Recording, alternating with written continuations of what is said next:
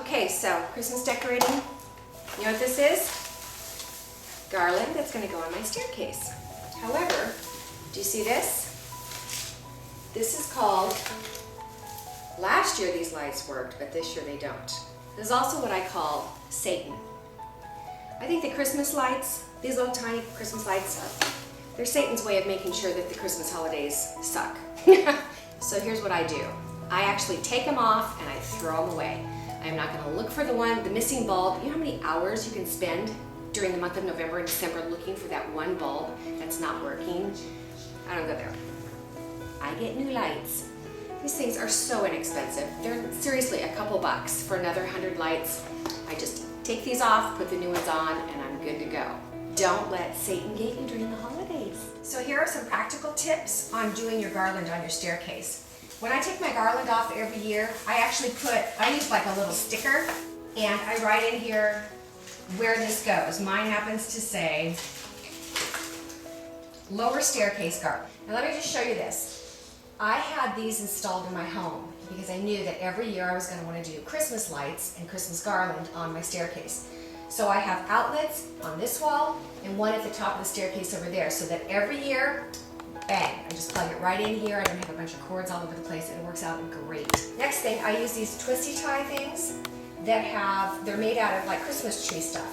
And that's what I tie these on with.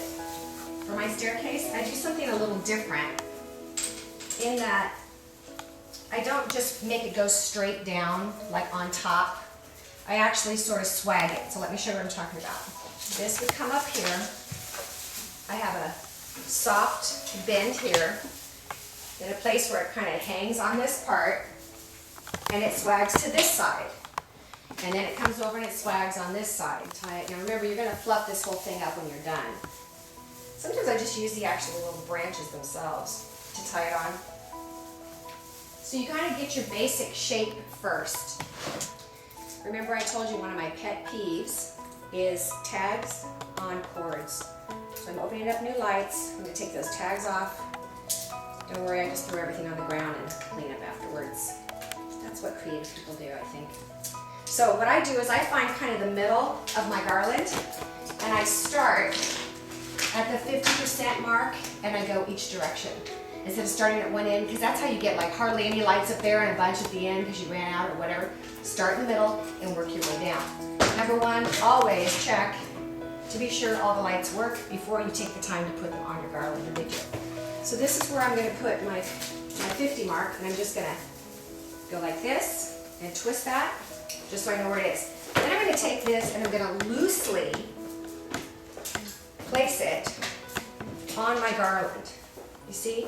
Because what I'm trying to do right now is make it even. So if I loosely place it, I know that I've taken it out enough to be fair and even with it. Okay? And then you do the other half the same way. So the next step in your garland is to take your lights and weave them in and out of the garland, as well as fluffing out the garland so that you straighten out every one of those branches, just like we did on the Christmas tree.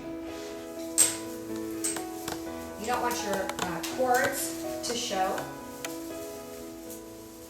so you just kind of weave it in and around. Make sure you go under, especially when you stop to think that this is going to be viewed mostly from the underside. You're going to be looking up at it.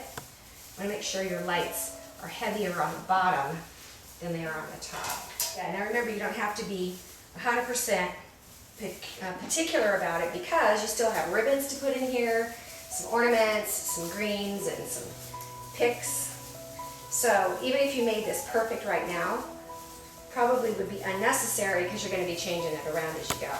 Also, on this side, when I bring this around, because that is the side you're going to view this on mostly, I'm going to make sure that the lights even go underneath instead of just on the top over here, so that this thing is lit consistently for the viewer on that side. And when I'm done, I'll come down and check and make sure it all looks right. A couple other really good tips. One is, I bought this at the floral supply place. It's basically a wired stuff, you know. It's like a twisty tie, only it's covered in the little same green pines that you have for a Christmas tree. You just cut it in pieces that are the size you want, and you can use it to tie it on to your railing or whatever you need. Anything that you'd use wire or twisty ties to, so it works great. Oh, by the way, you may notice here that I changed my garland. After I got the other stuff up that I was using, I decided it was too traditional for this year since we're doing the California coastal look. So I changed to something that's more avant-garde, has a more natural looking leaf to it, pine needles or whatever these things are called, the green stuff. And so when I put my lights through, what I do is I keep my lights plugged in. Do not put your lights in when they're not plugged in, because if by chance one of these lights goes out, which they do all the time, if you're working with this while the lights are on, you can fix the one. You know where it is, or you know kind of where it is. But if you put all your lights on and they're off, you put them all on your thing, you plug them in, and they don't work, guess what? Satan. You gotta go through the entire string of 100 to find that one bulb. I have a bunch of different types of garland. Here's one that has actual pine cones in it, and it looks really, really like a spruce, I guess. You know, some of you people who live in Oregon and stuff will probably laugh at me because I don't really know what kind of greens these are, but you probably do. Anyway, they're artificial here, but this kind of thing can also be wound in and through this, and it makes it look even more natural. So I will be winding some more things in and making it look natural and beautiful and lush and full. But this is sort of our bare bones where we start. Okay, so are you ready to start making it look pretty here? So we have our greens, we have some lights running through it. Now I'm going to start putting the pretty stuff in. These are some extra little greens that have the sparkly stuff. My skylight is really shining in now, isn't it? Okay, we're in California. It's 100 degrees today on November 4th.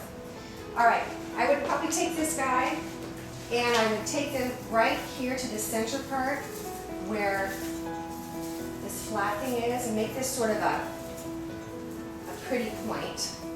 Tie this in. I just use the greens that are already here. This would also look really good with some artificial curly willow or twigs. Remember on my tree I used the twigs that went all the way around. So I would put this in, weave this into my trunk, so to speak, of garland, and start pulling this in and around.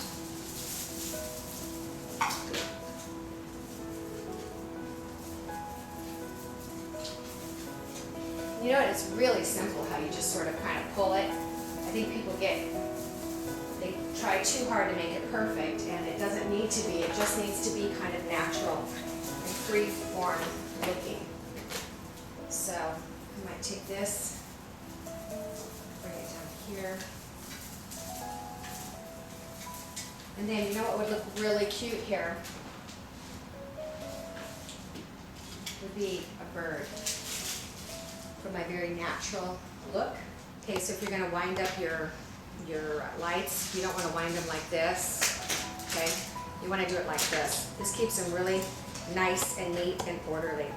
Put one at this end and one here, and you just basically go from light to light to light,